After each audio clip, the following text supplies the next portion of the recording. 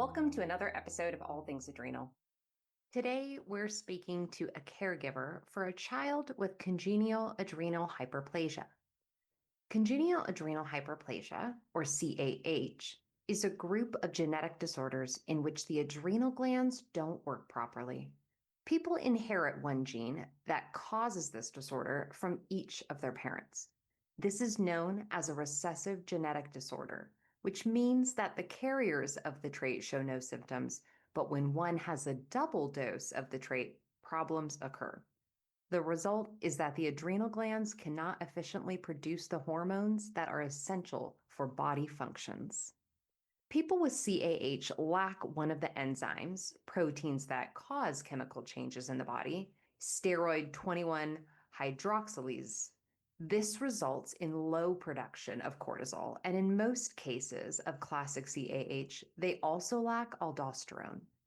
Individuals with classic CAH caused by 21 hydroxylase deficiency produce excess adrenal steroids that lead to the production of testosterone and related male-like hormones.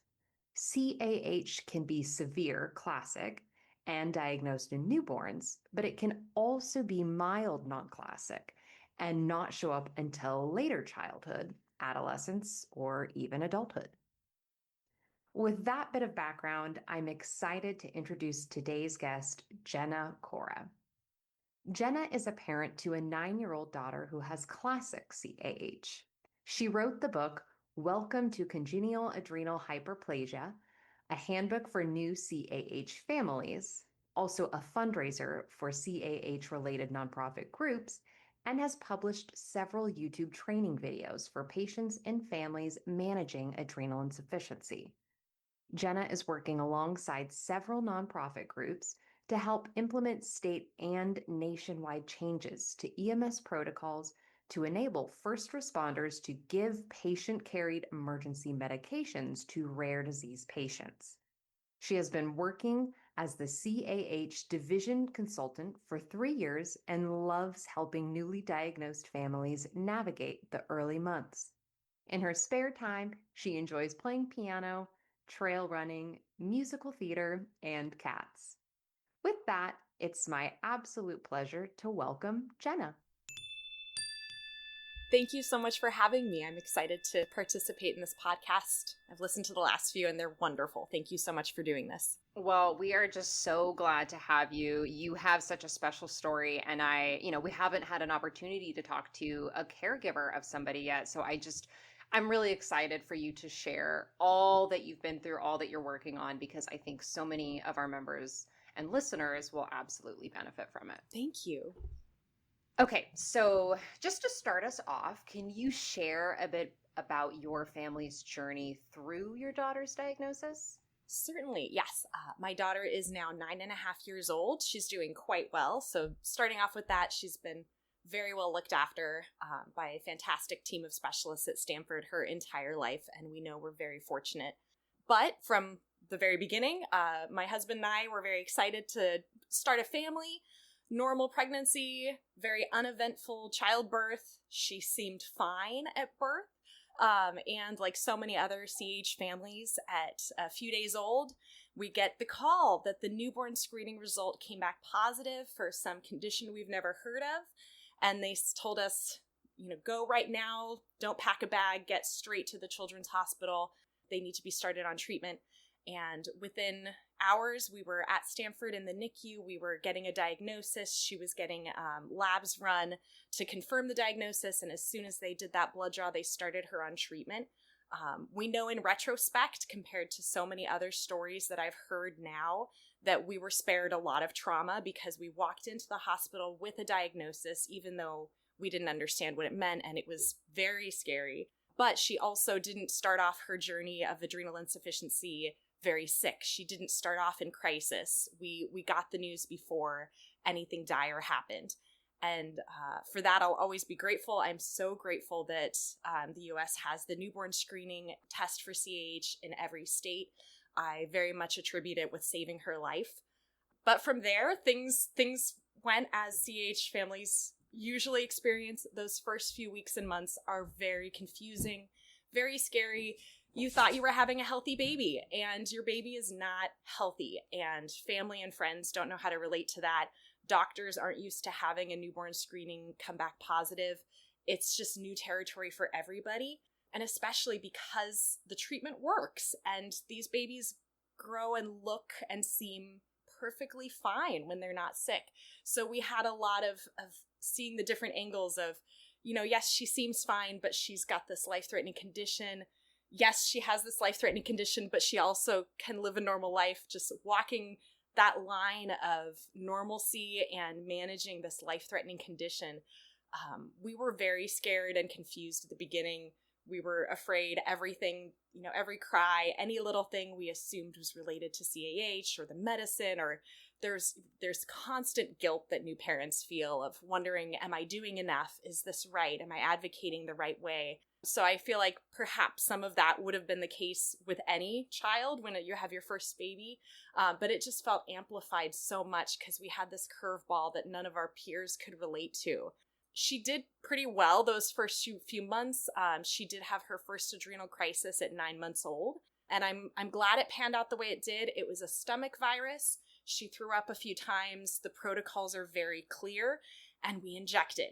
And we were scared, and we did it, and we brought her to the hospital.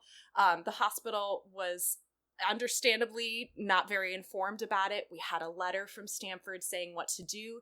They listened. It took about 2 hours from when we walked in until she got an IV and got medication that way. But it went about as well as it could have, considering it was such a scary time. But we saw her get so much better after that first injection, and it gave us a lot of confidence in the protocols moving forward. So I'm grateful for the way that panned out, because she did proceed to have 6 crises over the first 3 years of her life, mostly from stomach viruses. My husband's a teacher of kindergartners, so she just was getting all those school germs in the first few years of her life, even though she wasn't even in daycare. We went through those first few years just stress dosing as needed as sicknesses came along. Between the months of 18 and 24 months, that toddler age, she had like 40 days of fevers, just off and on. We didn't know what was going on. She just caught every virus. It was just her sickness season. And we gained a lot of confidence in the protocols with that practice. I don't recommend practice. It's not fun.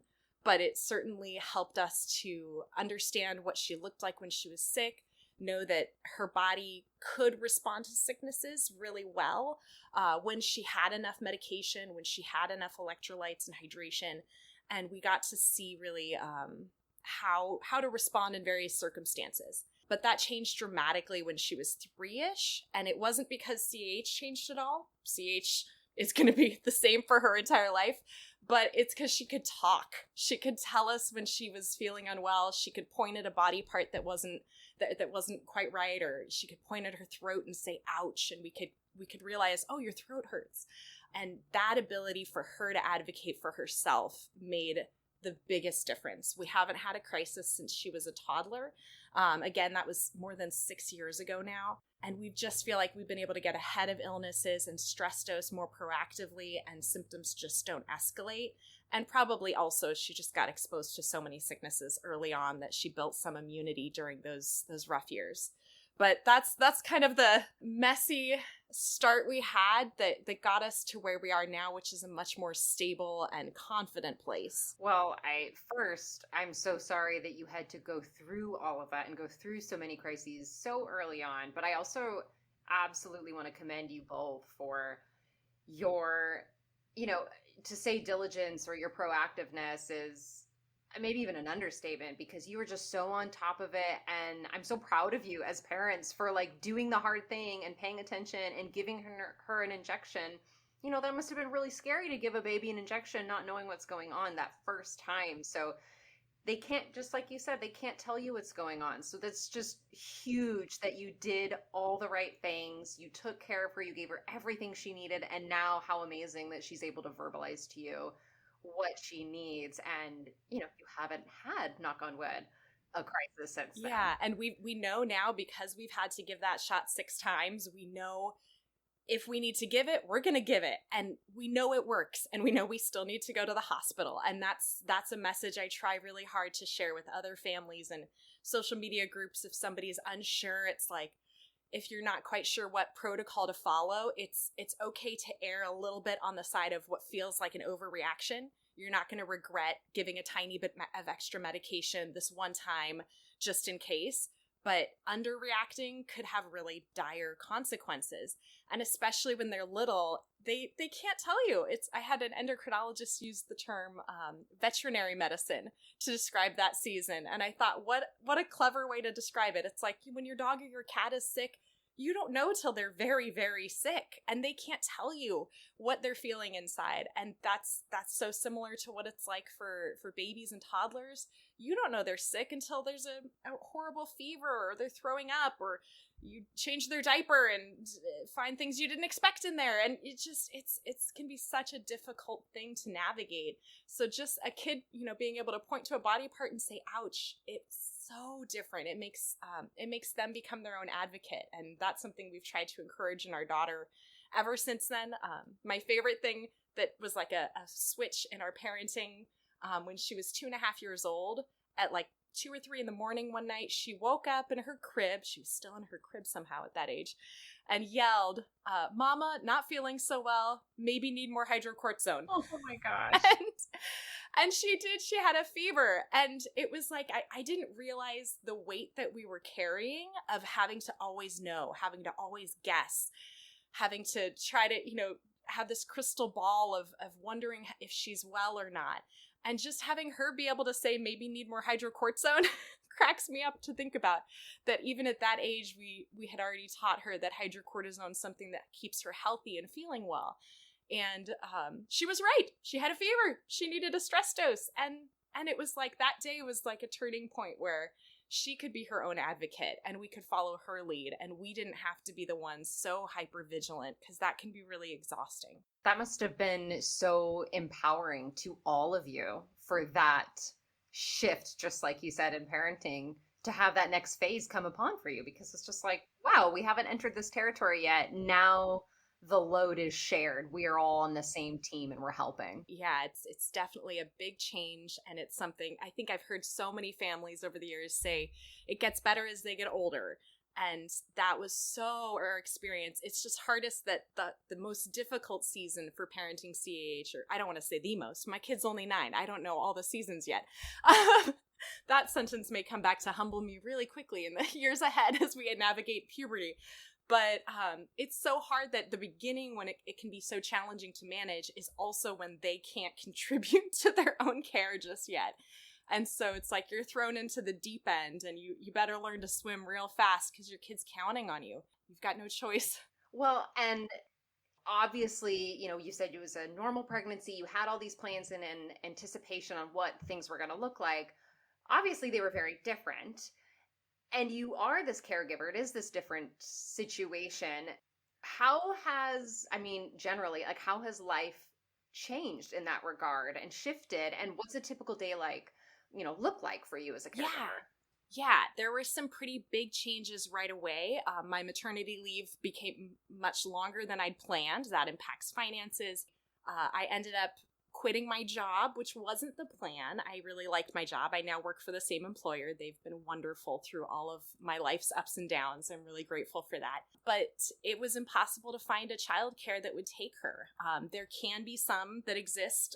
I live in a very expensive area, and it just wasn't financially possible. We had daycare lined up before she was born, and then they were like, no, we can't give medication. We don't have the liability coverage for an emergency injection that's not pre-measured. So we kind of ran out of options, and for us, the right choice was for me to quit my job. And I'm grateful for that time I got to spend with her. It wasn't the plan, but I'm really happy about how that turned out. You never regret time with your children. But again, it wasn't the plan. And so we had a lot of changes that happened because of that in our family dynamic, because she and I were together so much those early years. But I also attribute that a lot with my having a little bit of flexibility in my time to be able to spend so much time learning about CAH, getting connected to the adrenal insufficiency community, and getting really involved. I don't think that would have been possible if I were working a regular job. But from the day-to-day aspect, she gets medicated 4 times a day at waking, lunchtime, dinner time, and then just as whichever parent stayed up the latest goes to sleep, which is almost always my husband. I love going to bed early. And so we've got a pretty good routine. The emergency kit goes with her wherever she goes. But again, we haven't had to use it in years. It's just a precaution. She's very good at remembering, if she got a dose or not. The school takes care of her midday dose. In the office, there's no nurse on our campuses, but the office staff track it and they just write it down every day. She comes at the end of her lunch break. It's just kind of second nature to her and no big deal. Some extra things that we have to do are things like if she goes to an extracurricular, we have to make sure someone there is educated. And you can quickly see who you can entrust with your child and not, depending on how they respond. I feel like I've developed a good skill of communicating the condition, but it takes a bit of a tightrope walk. You have to explain that this child is going to present totally normally. There's nothing unique about her, there's no developmental challenges that we're needing to navigate, no learning disabilities. She's going to appear like a completely average kid. However, if X, Y, and Z happens, it's a sudden emergency, you need to do this and that. And seeing people's reactions, some people freak out and go, this is so scary. I don't feel comfortable doing this. And other people act like, that sounds like no big deal, you overprotective maniac parent. And so explaining it in some way where you walk the tightrope where the normalcy and the urgency can both be addressed, while also giving other people confidence that, like, there are emergency situations and I'm entrusting you with my child. Most of the time I say, if X, Y, or Z happens, call me. For her, it's a big deal. And I don't have to even say the name of the condition for that. Dropping her off at a birthday party, I'm not going to do an injection training with another person's mom right then. That's not the time. I'm going to stay in the area. I'm going to run errands, but I'm going to give my kids space to have time away from me, have time with other people. Know that she can advocate for herself if she's not feeling well. Know that I'm nearby. But as she's grown up, we've been able to give more space in that regard. She does theater, and so she has rehearsals for 5 or 6 hours sometimes. Dress rehearsal weeks, it goes past 9 o'clock. She's only 9. And because she's done this for years now, the people who run that organization, I can entrust them and I can give them more thorough instructions. They get a tailored email every season with, here's her flow chart of symptoms that require a medical response. And whenever they're unsure, they can always just call me and I can triage the situation by phone. We've made sure this condition has not limited her at all. She does all the activities other kids can do, goes on all the field trips, goes to camps, travels internationally. We've gone on cruises. This kid is unstoppable, and it just takes some extra precautions and preparation, and that's what I'm trying to slowly pass on to her in age-appropriate ways now that she's getting older, and she's going to be the one talking to her friends about it. She's going to be the one, if she wants to have a sleepover, she knows, like, well, I need to talk to my friend and their parents about what I need to make sure I'm healthy, and passing that baton on to her in little ways, because, again, she's only 9. Has been really nice to see. She's a very capable young lady. Very proud. It sounds like you all have cultivated a really healthy, organic, safe space within your family, within your home, within your community that does allow her to flourish and lead a normal life, just a life that requires a bit more planning. Yeah, a little bit of preparation, a little bit of paperwork or an email ahead of time, it can go a long way, and just making sure everyone's aware, informed, and comfortable. That's my hope, is that, I tell her, like, you don't have to tell everybody you have this condition. It is, your medical history can be kept private for the most part, but you're also a kid who does have a life-threatening condition, and a few people around you do need to know. And as she grows up, those few people, it'll be up to her to share with people, with the people in her circle. But she's already learning really well how to be her own best advocate. And she's a theater kid, so she loves the spotlight and she doesn't mind oversharing. Something that I love remembering is after doing the 504 plan training with her first grade teacher almost 3 years ago now. Her teacher asked her the next day at school, like, do you want to talk to the class about it? And she said, absolutely. And she did a 10-minute presentation about CAH in front of her first grade class at 6.5 years old. She got some information absolutely incorrect. She pointed at her knee for where she gets the injection. I'm going, an injection in the knee? That sounds terrible. She was very dramatic when she said, sometimes I miss school because I have to get a blood draw. And then she points at the inside of her elbow and she goes, right here. And, just watching her peers' face expressions like, ugh. But she ended the presentation in a way that made me so happy and relieved because it felt like, oh, thank goodness, the message we've been trying to tell her is working. And hopefully it'll spare her some therapy as she grows up. And she said, I'm just like all of you. I just need medicine and more when I'm sick. And then I'm just like all of you. And I was like, oh, thank goodness. She knows, like, yes, her body is a little different, but it doesn't make her some outrageously, abnormal person. When you go through adolescence, all you want is to be just like everybody else and just normal, whatever that means. And she was born with this thing that isn't quite normal. And she already knows, like, it's just a little part of me. It's not all that I am. It's not everything about my identity. And I just learned to take care of it. And then that's it. And yeah, so I'm so proud of her for that, for coming to that conclusion so young. I'm absolutely so grateful that she has taken that lesson. Your family has been completely engrossed in this community for 9 years. What are some of the things that you've seen, the needs that you've seen amongst the CAH and AI community? And, two-part question. How have you incorporated your skills and knowledge to better support you, your family, and others within the community? Yeah, there's the biggest thing I know I needed and I see amongst the community is connection to other families, especially introducing families early to parents of older CAH kids, and most importantly, to adults who have CAH. I can say all day long how great my kid is, how she's doing really well with her treatment, how normal her life really is. But there's something about meeting an adult with CAH and looking at them in the face and going, you seem like you're doing fine. And them going, yeah, I am fine. And it's like, no matter what a doctor tells you, no matter what other parents tell you, there's something about meeting others who are truly living it to have that news settle. I feel like so much of the diagnosis trauma is that you thought you'd have one future for your child. You imagine some very simple, basic, just assumptions about what your child's future could be like. And then this diagnosis comes in, and that whole future you hoped for them that you maybe didn't even give big thoughts to, that, they'd go to school, they'd travel, they'd live independently one day, maybe they'll get married, maybe they'll have kids. And that whole future you pictured just feels like it crumbles in a single moment because you don't know what of that future is realistic anymore. And now I can look back 9 years ago and go, oh, former Jenna, it's going to be fine. She's going to have that. The future you thought for her is still entirely possible, probable. It's fine. But in the moment, I had to reconstruct that future little by little. And doing that by guessing is not quite as effective as doing it by seeing other people truly living it. So something that I try to do, especially in my role at the Magic Foundation, most of that role is monitoring the Facebook group. It has almost 5,000 members worldwide. It's a huge group of parents with CAH kids all over the world.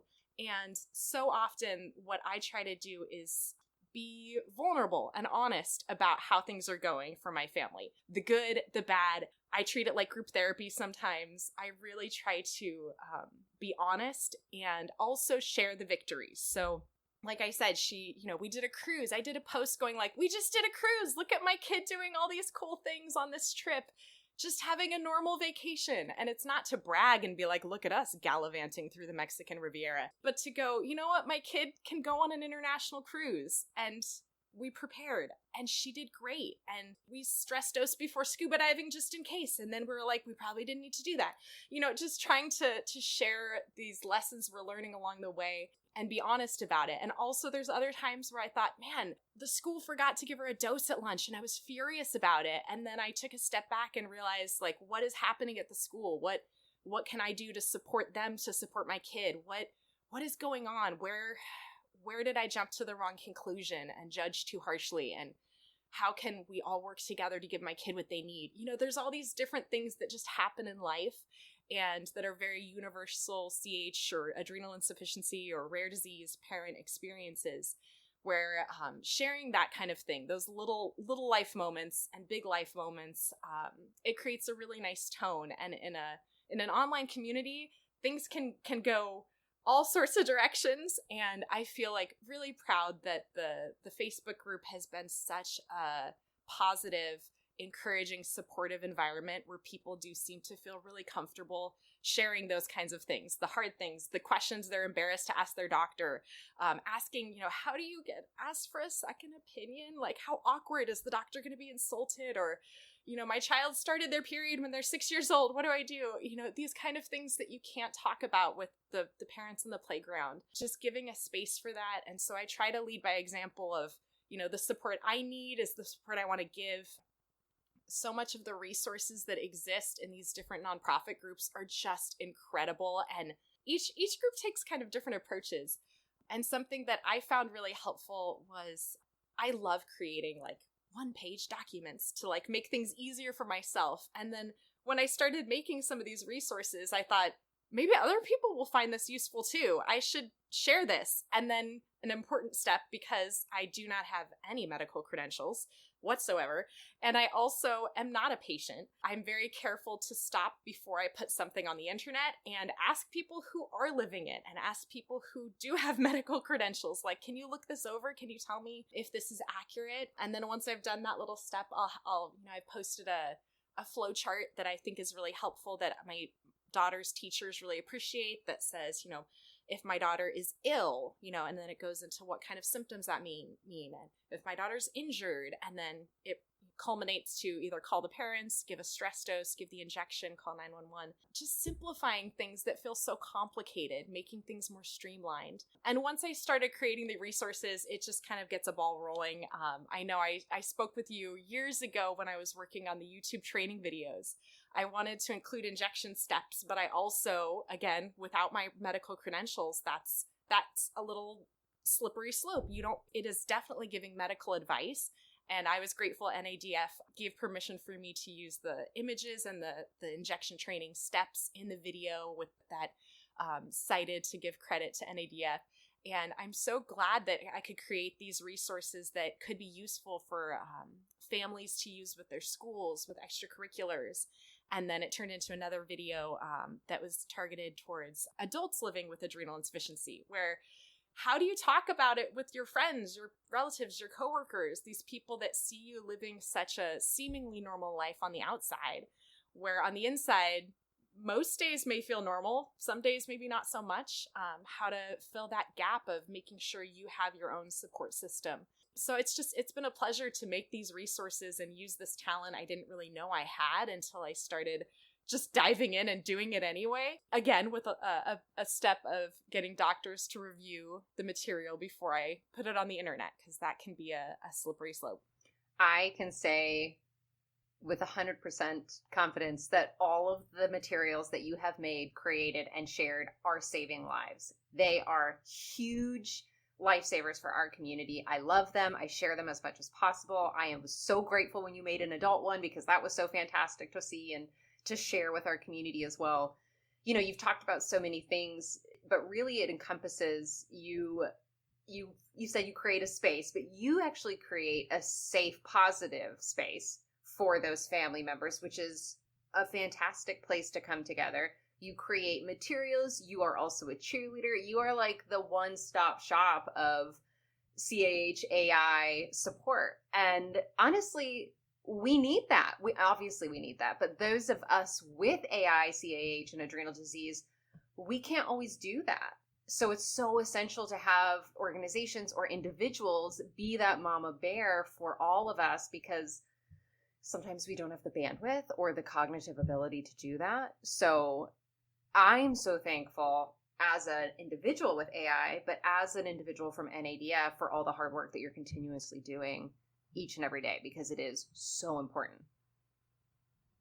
Thank Thank you. I've thought of that often. Like, my body makes cortisol just fine. I should be doing a little bit more. Yeah, I feel like you guys should advocate for yourselves the best you can. That's exhausting enough. You can lean on the mama bears in your life and the papa bears to lift the rest of the load.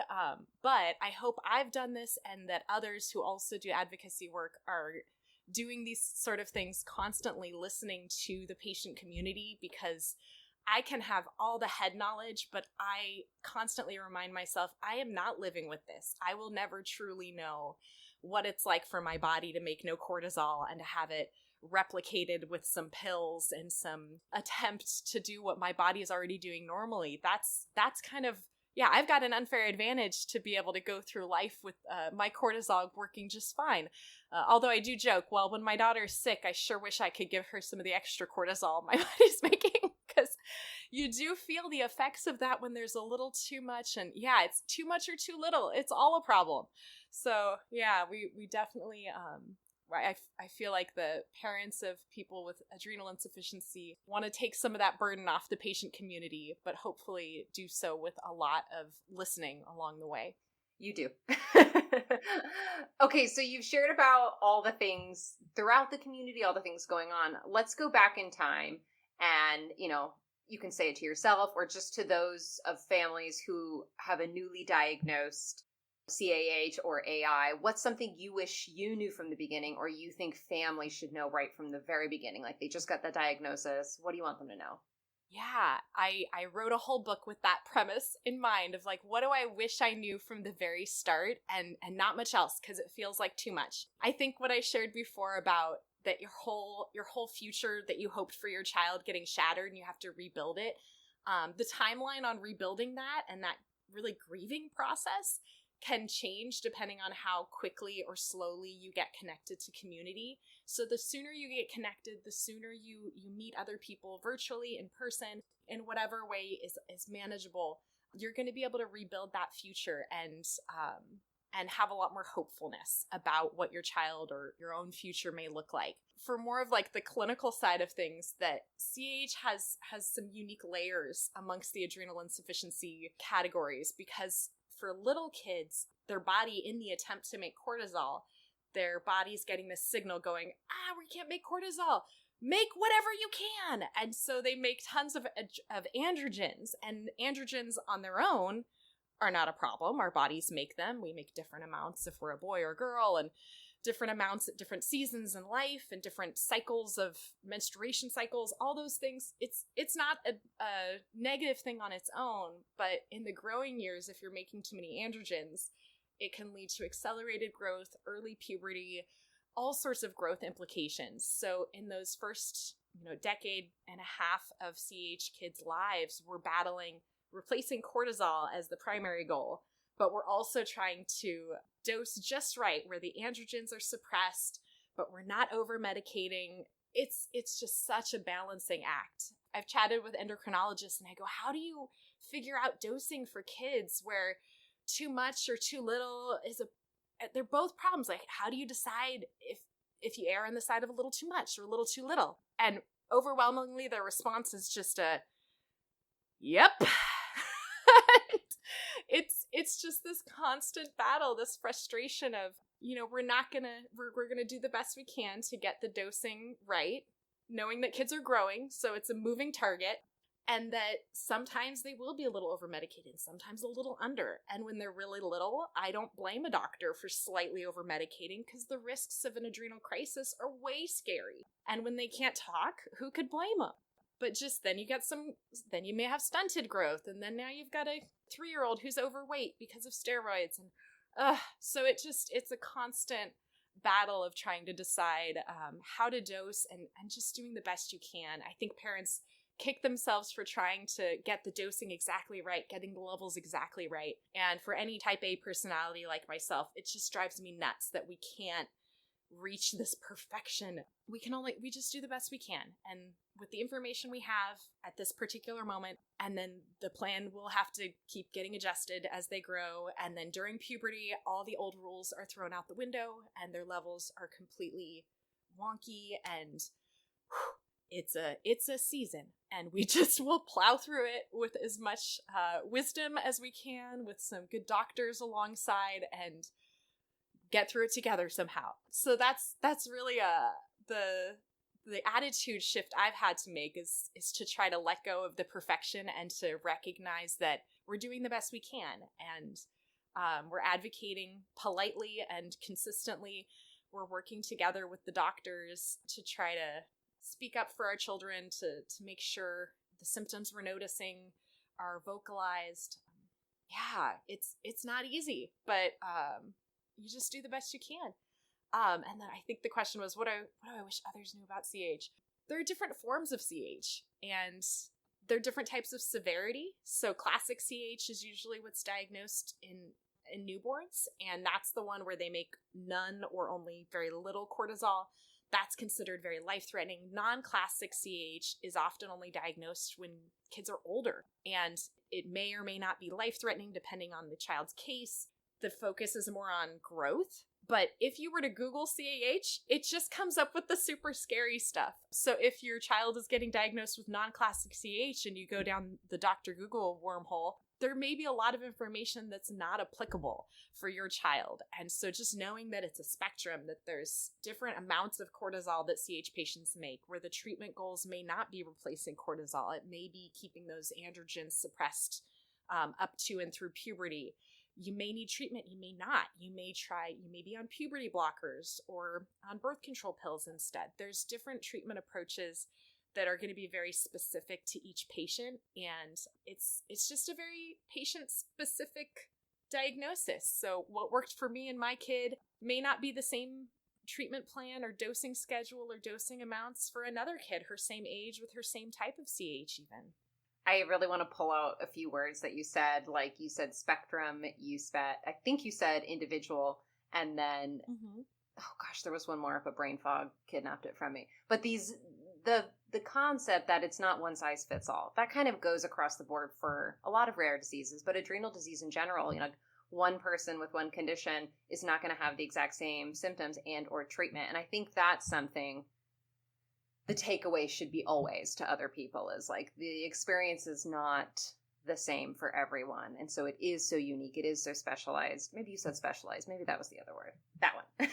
All these specific things that really do come into creating and cultivating and customizing a unique treatment plan for you, for your family, with your doctor, to find what fits best. Yeah, there's so much new research coming out that's exciting, but it's like, how do you tailor a dosing plan specific to one person and how they metabolize medication? And it's not going to be the same as somebody else. Even siblings with the same exact form of CAH may have wildly different experiences, different triggers for stress that will require stress dosing for one and not for the other, that could spiral one into a crisis and the other is going to be fine.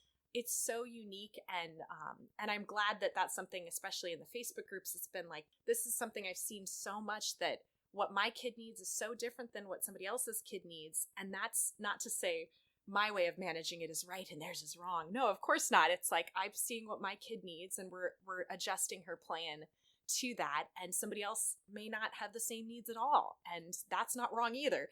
Hopefully they're discussing it with their doctor and making a plan tailored to that patient. I've seen this very much with gray areas for stress dosing. There's a growing movement of, here's the normal day dosing, here's stress dosing protocols, here's the emergency protocols, and they kind of fit in these three very strict boxes. And the patient community has been pretty vocal, and increasingly vocal, I think, that there are fuzzy zones between those boxes, and they're not the same for everybody. Mm-hmm. And I think that the medical community is really listening and noticing that also.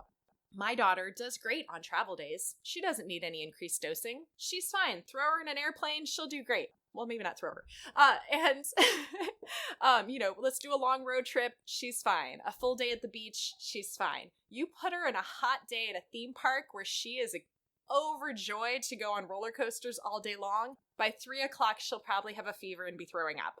And how did we find that out? The hard way.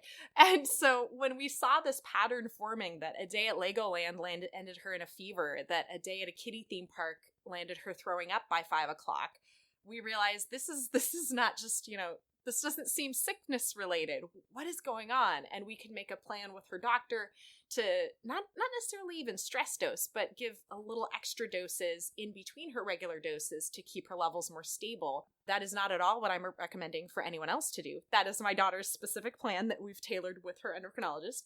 But that's what she needs. In the same way, for a theater production, she is so excited on opening night. And half an hour before, those nerves might get to her, and she's like, I'm not feeling so well. And, giving her an extra 2.5 milligrams or 5 milligrams hydrocortisone then, right before those curtains open, that's all she needs. And she may not need it the rest of the show weekend, just opening night. There's just those extra jitters. And other people, maybe they do great in sports and they don't need any extra anything, but the championship, that may be something. And an overwhelmingly common thread I've heard amongst AI patients is grief. You have your grandma die, your dog, anything like that, that weight of grief just seems to trigger a huge need for more cortisol. And so somebody's already grieving and then they feel terrible. Oh my gosh, please take some more medicine.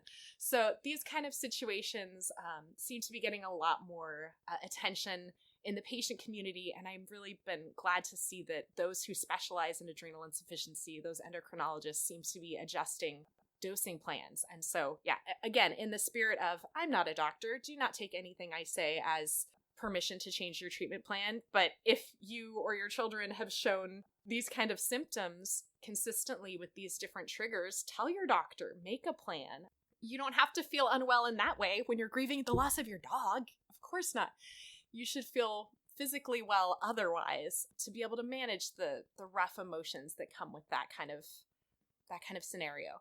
So yeah, those are the kind of things I wish people told me in the beginning. But really, most of all, just connecting to others. I love everything that you said, and I couldn't agree more because I am constantly trying to let people know that good stress is just as detrimental as bad stress. So I totally hear you. Round of applause on that. I personally get more impacted sometimes by emotional stuff than a physical thing. So it is really dependent on the person, but that can be just as severe and so important to pay attention to. Yeah, I heard that a lot on Christmas morning, that sort of thing, like your birthday, Christmas, graduation day. It can be really wonderful things where you're like, and I threw up, like, oh no. Yeah. Oh no. One of the first times we noticed after I was diagnosed, my husband had got me tickets to one of my favorite artists, and I hadn't had a good stress crash, and we were at the concert. I was having an amazing time. I was crying. We were even sitting at the concert. Like, it was a harp concert. This wasn't like a mosh pit.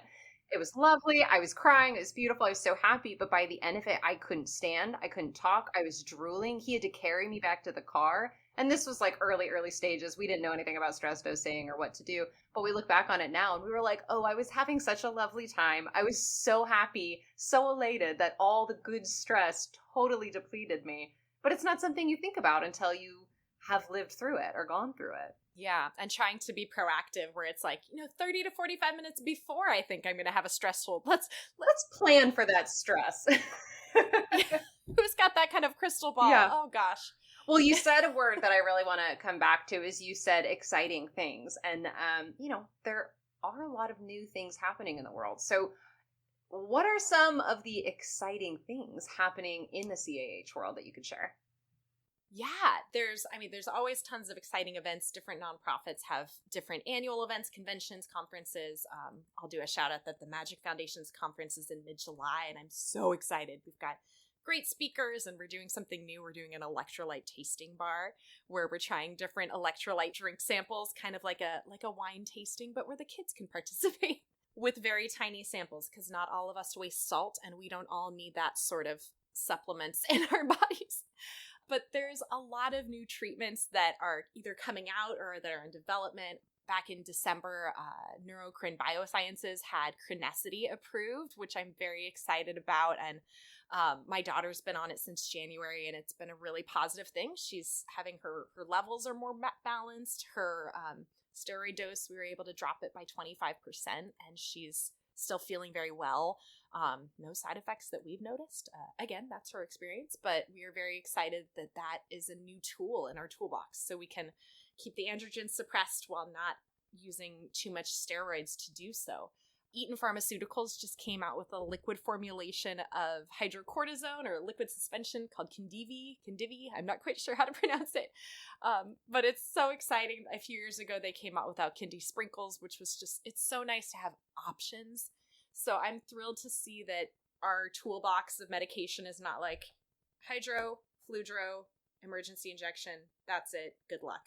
We've got a variety of different medications and formulations to work with. And then I'm so excited about the promise of, this future where we'll have a better emergency injection that'll be more like an EpiPen. I know Solution Medical's working on that, on the TwistJect. They've shared that there's like a pre-filled syringe, which is kind of moving towards an auto-injector concept. And then the auto-injector would be coming out shortly after. Then also Efmody, that time-released hydrocortisone that's been in use in the UK and throughout Europe.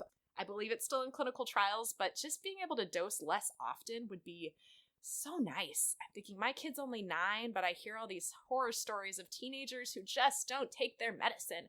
And I hate that idea that right when you want to trust your kids to take over their own medication administration, they might be terribly lax about it. And I love the idea of dosing less often while still getting that coverage. So a lot of exciting things on the horizon and things to look forward to. I always say it's not a good diagnosis. I don't recommend it. I don't want it for my kid, for anybody else.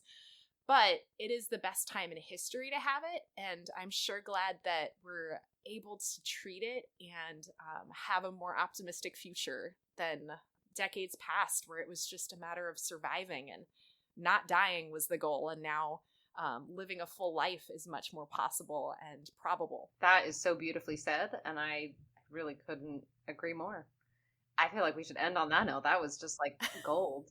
Do you have anything else that you want to share or say or let people know, or I don't know, share about your book, or where can people find it? All those kinds of things. Sure. Oh, yeah.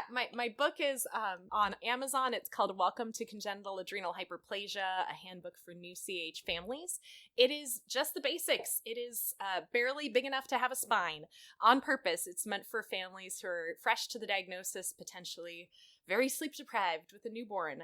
And very important to me, I do not make any money off that book. I donated all the proceeds go back to CAH related nonprofit groups. So consider it, if you buy it, consider it a donation. I am not making any money off my kids condition in that sense. But it's been such a great project to be able to write that book. It was healing for myself to come full circle of the tools that I wish I had from the beginning, and be able to offer it to the CAH community. And, it's still from my perspective. There's 3 different ways that it's written. The majority of it is just information. What is cortisol? What are the different steroids?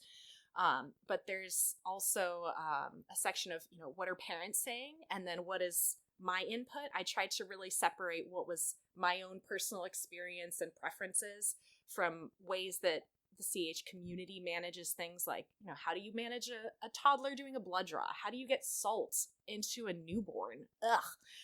Yeah, salty milk sounds terrible. And then there's other things like, me sharing our first few times giving the injection, and I'm trying to empower people, like, when you got to do it, you've got to do it.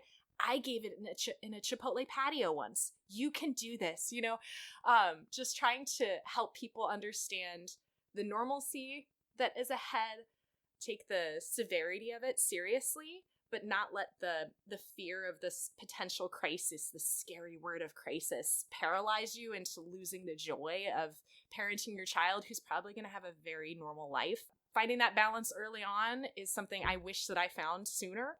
And some of that you just gain with time and experience. And some of that you can grasp onto from hearing stories of others. So I hope that my family's experience would help other people in that same way. And yeah, like I keep saying, my kid's only 9. I have a heck of a lot of learning left to do. I don't know what parenting a CAH kid through puberty looks like. This sounds awful.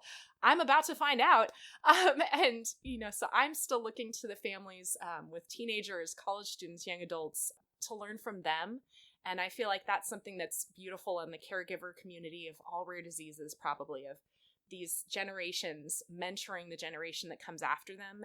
And I'm excited to have my role in this, to be able to take what I've learned, share it with others, make the good and the bad of our experiences be somehow useful tools for other people to have better experiences and outcomes, and for them to be the next generation to mentor the generation that'll come after that. And as time goes on, it looks like we're going to have a lot of new tools and a lot of more resources and research to make treatment and quality of life better and better over time. So I'm excited for the role I get to play in this community, and it's been a very fulfilling and a role I wouldn't have expected or chosen for myself, and certainly not something I would have chosen for my daughter. But I think anyone who's in the rare disease community quickly learns that it changes you in ways you couldn't have expected and couldn't have happened by any other way. And now that I'm here, I wouldn't have it any other way.